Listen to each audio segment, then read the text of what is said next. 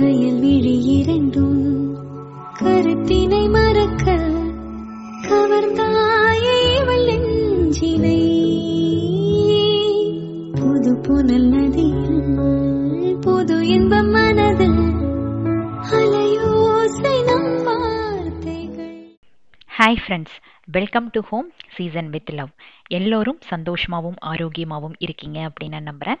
இன்றைக்கி மித்துக்குட்டியோட birthday celebration vlog தான் add பண்ணியிருக்கேன். ரொம்ப பெரிய செலிப்ரேஷன் எல்லாம் இல்லை, 2 நாள் vlog. முந்தின நாள் ஷாப்பிங் இருந்தது, அதுக்கு அடுத்த நாள் ஈவினிங் ஒரு சின்னதாக ஒரு பர்த்டே செலிப்ரேஷன், அவ்வளோதான். ஸோ அதை இந்த vlogல இன்க்ளூட் பண்ணியிருக்கேன். அப்புறம் நிறையா பேர் பாப்பாக்கும் மித்துக்குட்டிக்கும் ஏஜ் டிஃப்ரென்ஸ் என்ன, எதனால இப்படி, ஓகேவா இந்த டிஃப்ரென்ஸ், இதெல்லாம் கேட்டிருந்தீங்க. அதுக்கான ஆன்சர்ஸும் இதில் கொடுத்துருக்கேன். ஃபெப் 11th மித்ரனோட பர்த்டே. நாங்கள் 10th ஷாப்பிங்காக கிளம்பினோம். அது ஈவினிங் ஒரு 4-4:30 ஆயிடுச்சு. கொஞ்சம் வேலை இருந்துகிட்டே இருந்தது, அதனால் அவனுக்கு ட்ரெஸ் எல்லாம் கொஞ்சம் லேட்டாகவே வாங்க வேண்டியதாக போயிடுச்சு. பெண் குழந்தை அப்படின்னா நாம் அதுக்கான ஸ்டிச்சிங்கு அது இதுன்ட்டு எக்கச்சக்கமான வேலைகள் இருக்கும். அதெல்லாம் ஹரிஷ்மிதாக்கு நிறையா பர்த்டேயில் பார்த்துட்டேன். அவள் பர்த்டே அப்படின்னா 1 மாதத்துக்கு முன்னாடியே வேலையை ஆரம்பிச்சிடும். இப்போவே பாருங்கள், இந்த பர்த்டேக்கு நான் கிஃப்ட் வாங்கலான்னு போகும்போதே அவளோட பர்த்டேக்கான கிஃப்ட் எல்லாம் லைனாக சொல்ல ஆரம்பிச்சிட்டான். ஸோ அந்த மாதிரி பொன் குழந்தைகளை விட பசங்களுக்கு கொஞ்சம் வேலை கம்மின்னு நினைக்கிறேன். நாங்கள் இருக்கிற ஏரியாவுக்கு பக்கத்துலேயே எங்கேயாச்சும் ஷாப்பிங் போகணும், நிறைய கடைகள் வேணும், நிறைய ஆப்ஷன்ஸ் வேணும் அப்படின்னா ஹெச்எஸ்ஆர் தான் போவோம். அங்கே எக்கச்சக்கமான கடைகள் இருக்கும், கொஞ்சம் காஸ்ட்லியாக இருக்கும், பட் ஓகே. ரீசெண்ட் டைமில் பார்த்திங்கன்னா மித்துக்குட்டிக்கு பஸ்ஸு தான் உயிர். அது கையிலெல்லாம் வச்சு தள்ளுறது சுத்தமாக பிடிக்கிறதில்ல. அதில் அவன் உட்காரணும், நிறைய பேசஞ்சர்ஸ் பின்னாடி வேறு உட்காரணுமா, உட்காந்து ஓட்டிகிட்டு போகிற மாதிரி வேணும் அப்படின்ட்டு.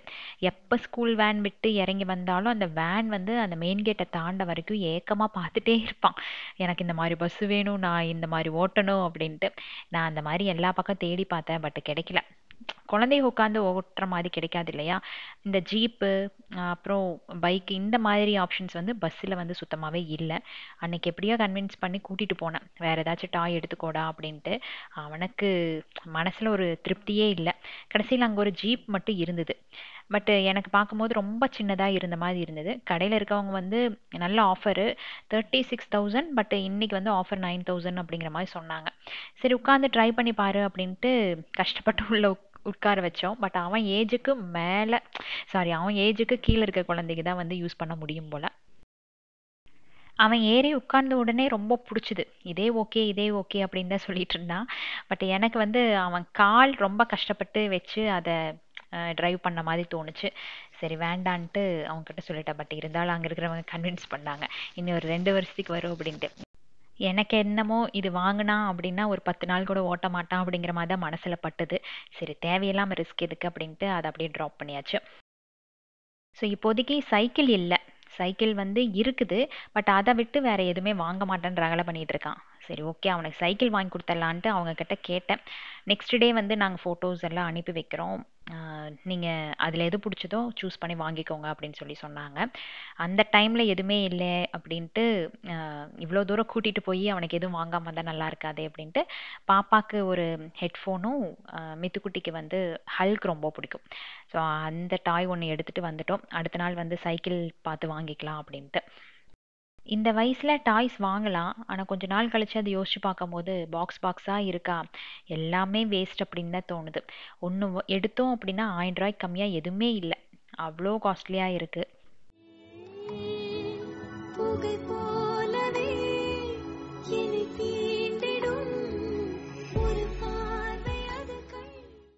ஸோ அவனுக்கு பிடிச்ச டாய் மட்டும் ஒன்று வாங்கிட்டு சைக்கிளுக்கு ஆர்டர் கொடுத்துட்டு அப்படியே நாங்கள் அவனுக்கு ட்ரெஸ் எடுக்கிறக்காக கிளம்பியாச்சு. நானும் பாப்பா மித்துக்குட்டி 3 பேர் தான் வந்திருந்தோம். கேப் மட்டும் புக் பண்ணிக்கிட்டோம், என்னால் அந்த டிராஃபிக்லாம் ஓட்ட முடியாது. பாப்பா தான் அவளுக்கு ட்ரெஸ் செலக்ட் பண்ணால் ஒரு மாதிரி மில்ட்ரி க்ரீன் இருக்கும் இல்லையா, அந்த கலர் ட்ரெஸ். நான் இது வேண்டாம் வேறு ஏதாச்சும் எடுக்கலான்னு, உங்களுக்கெல்லாம் தெரியாது இதுதான் மித்ரனுக்கு நல்லாயிருக்கும், இந்த வயசு பசங்க இது தான் விரும்புவாங்க அப்படின்னா.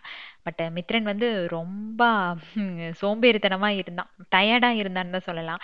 எங்கே போனாலும் வீட்டுக்கு எப்போ போவோம் அப்படின்ட்டே தான் இருந்தது. அதனால ரொம்ப தூரம் நடக்க முடியல, அவ்வளோ டயர்ட் ஆயிடுச்சு. மத்தியானம் தூங்காதங்காட்டி சாருக்கு சுத்தமாக எனர்ஜி எனர்ஜியே இல்லாமல் போயிடுச்சு. சரின்ட்டு ட்ரெஸ் வாங்கிட்டு அப்படியே கேக் ஷாப் வந்துட்டு மித்துக்குட்டிக்கு ஒரு கேக் வாங்கிட்டு நைட்டு வந்து மெக்டொனால்ட்ஸ் போய் அங்கே நைட் டின்னரை முடிச்சிட்டோம். எல்லாம் முடிச்சுட்டு மறுபடியும் கேப் புக் பண்ணி வீடு போய் சேர்றதுக்கு கிட்டத்தட்ட ஒரு 11 o'clock மேலே ஆயிடுச்சு.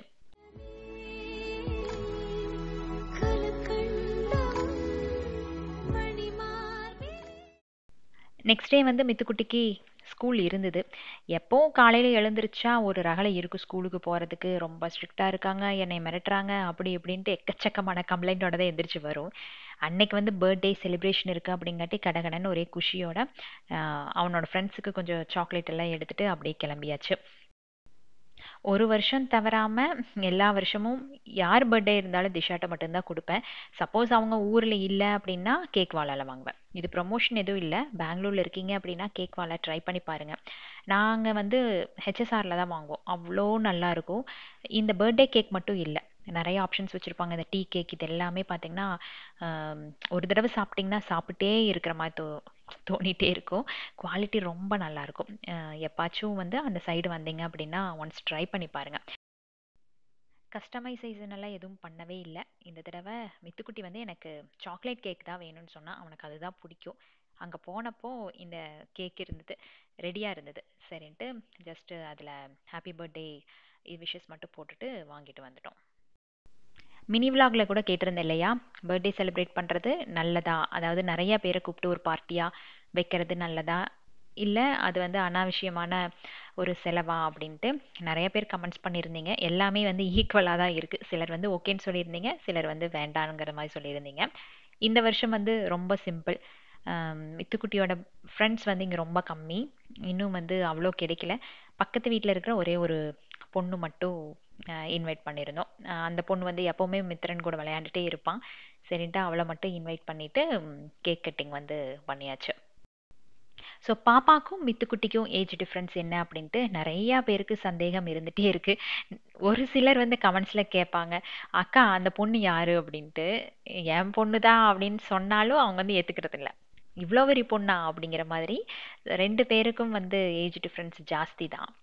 ஆனால் இதை காட்டிலும் நிறையா பேர் இதிலிருந்து ஒரு 2-3 வருஷம் ஜாஸ்தியாக இருக்கிறவங்களும் நான் பார்த்துருக்கேன். பாப்பா வந்து 2009 பார்ன், மித்ரன் வந்து 2019. இது ஏன் இந்த ஏஜ் டிஃப்ரென்ஸ் அப்படின்னு பார்த்தீங்கன்னா, 2வது குழந்தை வேண்டாம் அப்படின்ட்டு தான் ரொம்ப நாள் இருந்தோம், ரொம்ப வருஷம் இருந்தோம். ஒரு ஸ்டேஜில் ஹரிஷ்மிதா தனியாக இருக்கிற மாதிரி எங்களுக்கு ஒரு ஃபீல் வர ஆரம்பிச்சது.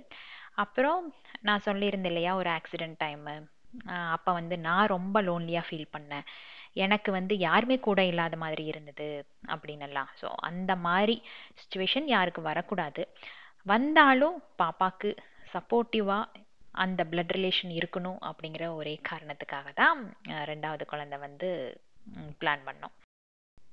இவ்வளோ வருஷங்கள் கழித்து கன்சீவ் ஆனது எனக்கு கொஞ்சம் வந்து பயத்தை கொடுத்தது. எல்லாரும் என்ன பேசுவாங்களோ, ஏன்னா மூத்த மூத்த குழந்தை வந்து பெண் குழந்தை, அவள் ஏஜ் அட்டன் பண்ணிடுவான் ஒரு 2-3 வருஷத்தில். யார் என்ன சொல்லுவாங்களோ, இதெல்லாம் வந்து மனசுக்குள்ளே ஓடிட்டே இருந்தது. பட் என் ஃப்ரெண்டு வந்து சொன்னாங்க, அவங்களுக்கு ஒரே பொண்ணு தான், அவள் வந்து காலேஜ் படிச்சுட்ருக்கான். அப்போ வந்து ஒவ்வொரு தடவை அவளை பார்க்கும் போது அவங்க ஃபீல் பண்ணுவாங்களாம், நம்ம தப்பு பண்ணிட்டோம், இவளை இப்படி தனியாக விட்டுட்டோமே, நம்ம கூட அண்ணன் தங்கச்சி எல்லாம் இருக்கும் போது என் பொண்ணை வந்து நான் தனியாக விட்டுட்டேனே அப்படிங்கிற ஃபீல் எனக்கு இருந்துகிட்டே இருக்கும். பட் நீ வந்து கரெக்டான நேரத்தில் முடிவெடுத்திருக்க, இதை பற்றி நீ செகண்ட் ஆப்ஷனுக்கே எதுவும் போகாத, செகண்ட் ஒப்பீனியன் எதுவும் கேட்காத, உன்னோட ஏஜ் உன் ஹஸ்பண்டோட ஏஜ் இது 2 மட்டும் பாரு, கன்சிடர் பண்ணு. உங்களால் இந்த வயசில் ஒரு குழந்தைய பெற்றுட்டா அதை காலேஜ் வரைக்கும் படிக்க வைக்கிறதுக்கான, அவங்களோட தேவைகளை பூர்த்தி செய்யறதுக்கான ஸ்ட்ரென்த் வந்து உங்களுக்கு இருக்குதா அப்படிங்கிறது மட்டும் யோசிச்சுக்கோங்க, அவ்வளோதான். ஸோ அது வந்து ஓகே அப்படின்னா தாராளமாக 2வது குழந்தை பிளான் பண்ணுறது தப்பே இல்லை அப்படின்னு சொன்னாங்க. அதை மட்டும்தான் யோசித்தோம். அதுக்கப்புறம் அழகா மித்துக்குட்டி வந்து பிறந்தாச்சு. ஒரு சிலர் வந்து யோசிப்பாங்க இல்லையா, அதாவது நமக்கு ஒரு வாரிசு வேணும், ஆண் குழந்தை வேணும் அப்படின்ட்டுலாம். ப்ராமிஸாக சொல்கிறேன், எனக்கு வந்து 2வது பெண் குழந்தை தான் வேணும்னு ரொம்ப ரொம்ப ஆசைப்பட்டேன். அது என்னன்னு தெரியல, நானும் அப்பாவும் கடவுள்கிட்டையெல்லாம் வேண்டிக்கிட்டோம். லாஸ்ட் மினிட் வரையிலும் எனக்கு பையன்தான் பிறக்கும்னு எனக்கு நம்பிக்கையே இல்லை. பொண்ணு பொண்ணு பொண்ணுனே தான் நினச்சிட்டு இருந்தேன். ஆனால் பையன் பிறந்துருச்சு. மித்ரன் பிறந்து ஒரு 2 வருஷமெல்லாம் பாப்பா ரொம்ப நல்லா பார்த்துட்டான். அந்த டைம் பார்த்தீங்கன்னா கோவிட் டைம். அப்போ 2ம் பிரியவே செய்யாது. தொட்டில் ஆட்டி விடுறது, அவன தூங்க வைக்கிறது, அவனுக்கு வந்து சாப்பாடு ஊட்டி விடுறது, இந்த மாரி சில வேலைகள்லாம் நல்லா ஹெல்ப் பண்ணுவா பாப்பா. அவளும் கொஞ்சம் மெச்சூர்ட் ஆயிட்டா இல்லையா? ஸோ அந்த ஏஜுக்கான மெச்சூரிட்டி இருந்ததுனால எனக்கு மித்ரனை வளர்த்துனது ஒரு பெரிய கஷ்டமாவே தெரியல. ஃபுல்லா மேனேஜ் பண்ணிட்டேன். சி செக்ஷன் தான் 2மே. பட் ஒரு இடத்துல கூட நானு எனக்கு ஏதாச்சும் ஹெல்ப் வேணும் அப்படின்ட்டு நான் அம்மாவை கூப்பிட்டதோ பண்ணதோ இல்லை. சூப்பரா வந்து செகண்ட் குழந்தைய மேனேஜ் பண்ணிட்டேன். அது ஏன்னு பார்த்தீங்கன்னா, ரொம்ப வந்து ஹர்ஷ்மிதா அட்ஜஸ்ட் பண்ணி போய்க்கிட்டான். அந்த ஒரு பெரிய ஹெல்ப் எனக்கு இருந்தது. 2 பேத்துக்கும் இவ்ளோ ஏஜ் டிஃபரன்ஸ் இருந்தாலும், இப்ப பார்த்தீங்கன்னா செம சண்டை தான் நடக்கும். அது இருக்கும் இல்லையா? அந்த சிப்லிங்ஸ்க்கான சண்டை இருக்கும். மோஸ்ட்லி 2 பேத்துக்கு சண்டை வர்றதுக்கு காரணம் என்னன்னா, டிவி. இவ பார்க்குற நேரத்துல அவன் வந்து அவனுக்கு தேவையானது ஏதோ பார்க்கணும்னு சொல்லுவான். இந்த நேரங்கள்ல தான் வந்து 2 பேத்துக்கு சண்டை வரும். சில நேரத்துல அது பார்க்கறதுக்கு நல்லா இருக்கும். பல நேரத்துல கொஞ்சம் டென்ஷன் ஆகுற மாதிரியும் இருக்கும். ஆனா, ஒரு நிமிஷம் கூட பாப்பா விட்டுட்டு இருக்க மாட்டான். எது வந்து பாப்பா பண்ணாலும் அது மித்ரனுக்கு ரொம்ப பிடிக்கும். அம்முக்கா பண்ற மாதிரி இருக்காது. அம்முக்கா தான் சூப்பரா பண்ணுவா. எப்போ நான் ஊருக்கு போயிட்டேன், அப்ப டீ வச்சு குடுத்துட்டாளாம். உடனே ஃபோன்ல சொல்றான், "அம்முக்கா வச்ச டீ சூப்பரா இருந்தது. நீ இனிமேல் வைக்காத. எனக்கு வந்து அம்முக்கா டீ தான் வேணும்" அப்படின்ட்டு. அப்புறம் என்னடா டிஃபரன்ஸ்ன்னு பார்த்தா, சர்க்கரை அதிகமா போட்டு குடுத்துருக்கான். அன்னைக்கு நைட்டு பர்த்டே அன்னைக்கு கூட அம்முக்கா செய்கிற பாஸ்தா தான் வேணும் அப்படின்ட்டு சார் சொல்லியாச்சு. அதனால அவங்க அக்கா தான் அவனுக்கு ரெடி பண்ணி கொடுத்துட்டு இருந்தா. நான் வீடியோ எடுக்கிறேனே தெரியாம அவ பாட்டுல பின்னாடி ஆடிட்டு இருந்திருக்கா. எடிட் பண்ணும்போது தான் தெரிஞ்சிருக்குது என் பின்னாடி இவ எத்தனை வாழுத்தனம் பண்ணிட்டு இருக்கா அப்படின்ட்டு. செம வாழு பண்ணும் என்கிட்ட வந்து. ரகலைக்கேன்னே நிப்பா. 2 பேரும் டாம் அண்ட் ஜெர்ரி அடுத்த பல நேரத்துல இருப்போம். ஆனா என்னாலையும் வந்து பாப்பாவை விட்டுட்டு இருக்கவே முடியாது. நானும் அவளும் ரொம்ப க்ளோஸ். ஏதாச்சும் ஒரு நேரம் மித்ரனை திட்டிட்டேன்னு வைங்களேன், அவன் என்னை வந்து பார்த்து அழுக விழ மாட்டான். அப்படியே நின்னுட்டு இருப்பான். சில நேரத்துல நான் திட்டுறத பார்த்து சிரிப்பான். அவன் சிரிக்கிறத பார்த்து எனக்கு சிரிப்பு வரும். பட் இருந்தாலும் கண்ட்ரோல் பண்ணிட்டு அந்த நேரத்துல கொஞ்சம் டெரரா ஃபேஸை வச்சுட்டு தான் நிப்பேன். அப்பல்லாம் அவன் கண்ணுல ஒரு சொட்டு தண்ணி கூட வராது. அவங்க அக்கா மாடியிலிருந்து கீழே வந்து, "என்னம்மா ஆச்சு? எதுக்கு இந்த சத்தம் போட்டீங்க அவனை?" அப்படின்னு ஒரு வார்த்தை கேட்டுட்டா போச்சு. அவ்ளோ தண்ணி கண்ணுல தண்ணி அப்படியே பொங்கி வரும்னு சொல்லுவாங்க இல்லையா? அந்த மாதிரி தண்ணி வந்து ஓடி போய் அவங்க அக்கா கட்டி புடிச்சுட்டு அழுவான். "டேய் நான் என்னடா பண்ணுனேன்? இத்தன நேரம் கம்முனு தானடா இருந்த" அப்படின்னா, அத்தனை சீனு போடும் அவங்க அக்காட்ட. "அம்மா பேடு, அம்மா என்னைய திட்டிடுச்சு" அத்தனை கம்ப்ளைண்ட்ஸ் பண்ணும் அவங்க அக்காட்ட. அப்போ அவங்க அக்கா வந்து என்னை பார்த்து சொல்லணும், "கம்முன்னு இருங்கம்மா, பையனை திட்டுனீங்கன்னா பாருங்களாக்கு" அப்படின்னு ஒரு வார்த்தை சொல்லணும். சொல்லிட்டு நான் வந்து சாரி மித்ரன் அப்படின்னு சொல்லிட்டேன்னா, அப்புறம் ஆஸ் யூஷுவல் அப்படியே ஒரு சிரிப்பு சிரிச்சுட்டு அந்த பக்கம் போயிடுவான். அவ்வளோதான் அவனோட கோபம் எல்லாம். ஸோ என்னை பொறுத்த வரைக்கும் இந்த ஏஜ் டிஃப்ரென்ஸ் வந்து பெருசா தோணவே இல்ல. வருஷங்கள் கடகடன்னு போயிட்டே இருக்கா. குழந்தைங்க சீக்கிரமா வளர்ந்துருவாங்க. அந்த மெச்சூரிட்டி இருக்கிறதுனால பாப்பாக்காகட்டும், எனக்காகட்டும் இத வந்து ஃபேஸ் பண்றது ஒரு பெரிய விஷயமா எனக்கு தோணவே இல்ல. ஏன்னா 2 பேத்தோட தேவைகள் வந்து மாறி போயிருது இல்லையா? இப்போ சின்ன குழந்தைங்க அப்படின்னா, இந்த 1 வருஷம், 2 வருஷம் கேப்ல இருக்கும்போது ஒரே டாய்ஸுக்கு சண்டை போட்டுக்குவாங்க. ஒரே விஷயத்துக்காக 2 பேரும் அடிக்கடி சண்டை கட்டிக்குவாங்க. ஸோ அந்த சண்டை வந்து இங்க வராது. ஏன்னா இவளோட தேவைகள் முற்றிலும் வேற. அவனோட தேவை அது வந்து டோட்டலி டிஃப்ரெண்ட்டா இருக்கும். ஸோ அதனாலேயே பார்த்தீங்கன்னா, இவங்கள ஈஸியா மேனேஜ் பண்ணி கொண்டு போயிர்றேன். ரொம்ப ரொம்ப சாரி. அவன் எனக்கு பின்னாடி ஆடுனது ப்ராமிஸா தெரியல. நான் அந்த கிளிப்பிங்ஸ் எல்லாம் எடுத்துறலாம் அப்படின்னு தான் யோசிச்சேன். பட் ஆல்ரெடி vlog வந்து ரொம்ப சின்னதா இருக்கு. அதையும் எடுத்துட்டோம் அப்படின்னா, சுத்தமா vlog இருக்காது அப்படிங்கிறதுக்காக தான் அத அப்படியே விட்டுட்டேன். அவ அப்படிதான் ஏதாச்சும் ஒரு குறும்புத்தனம் பண்ணிட்டே இருப்பா. கேமரா வந்து நான் தள்ளி வச்சுட்டு ஃபோக்கஸ் பண்ணியிருந்தேன். அவ்வளோதான். ஸோ அதனால அவ நினைச்சுட்டா நான் ஜஸ்ட் கேக் மட்டும் தான் கட் பண்ணி ஃப்ரிட்ஜில எடுத்து வைக்கிறேன் அப்படின்ட்டு. எனக்கு தெரியாமயே இந்த வேலைய பின்னாடி பண்ணிட்டு இருக்கு. நான் சொன்னேன், "இந்த ஹெட்ஃபோன் போட்டுட்டெல்லாம் சமைக்காத. நான் பேசுறதே உனக்கு கேட்க மாட்டேங்குதுன்னு" திட்டிட்டு இருந்தேன். அவ இல்ல நான் அப்படிதான் போட்டுட்டு பண்ணுவேன் அப்படின்ட்டு அத போட்டுட்டு பாட்டு கேட்டுட்டே இருப்பா. 24/7 அவ காதுல பாட்டு கேட்டுட்டே இருக்கும். அவளுக்கு அது ரொம்ப இஷ்டம். ஈவன் படிக்கும்போது கூட பாட்டு கேட்டுட்டு தான் படிப்பா. அப்பதான் வந்து அவளுக்கு மண்டையில ஏறும் அப்படிம்பா. அதனால வந்து அந்த மாதிரி டான்ஸ் ஆடிட்டா. தப்பா எடுத்துக்காதீங்க. ஸோ மித்துக்குட்டியோட பர்த்டே செலிப்ரேஷன் வந்து இப்படிதான் எங்க 4 பேத்துக்குள்ள முடிச்சுக்கிட்டோம். பெருசா வந்து எந்த செலிப்ரேஷனும் இந்த வருஷம் இல்ல. இனி நெக்ஸ்ட் மந்த் வந்து பாப்பாவோட பர்த்டே இருக்கு. அவ ஏதோ பிளான் வச்சிருக்கா. சரி ஓகே, எல்லா ஃப்ரெண்ட்ஸையும் பிரிய போறா. அதனால அவளுக்கு பிடிச்ச மாதிரி பண்ணலாம் அப்படின்ட்டு யோசிச்சு வச்சிருக்கேன். பார்ப்போம். இந்த வீக் யார் யார் birthday and wedding day celebrate பண்றாங்கன்னு பார்க்கலாமா? யுவராணி, ஆதிரா, கார்த்தி, தர்ஷிகா, கிருஷ்ணம்மா, ராஜு. ஸோ நேம்ஸ் வந்து ரொம்ப கம்மியாக தான் இருந்தது. இதில் பர்த்டே செலிப்ரேட் பண்ணுற அனைவருக்குமே இனிய பிறந்தநாள் தின நல்வாழ்த்துக்கள். அண்ட் வெட்டிங் டே செலிப்ரேட் பண்ணுற அனைவருக்குமே இனிய திருமண நாள் தின நல்வாழ்த்துக்கள். இன்று போல என்றுமே சந்தோஷமாகவும் ஆரோக்கியமாகவும் வாழணும். மித்ரனுக்கு விஷ் பண்ண எல்லோருக்குமே ரொம்ப ரொம்ப நன்றி. நெக்ஸ்ட் வீக் இன்னொரு லாங் வீடியோவில் உங்களை நான் சந்திக்கிறேன். Keep supporting me. Thanks for வாட்சிங்.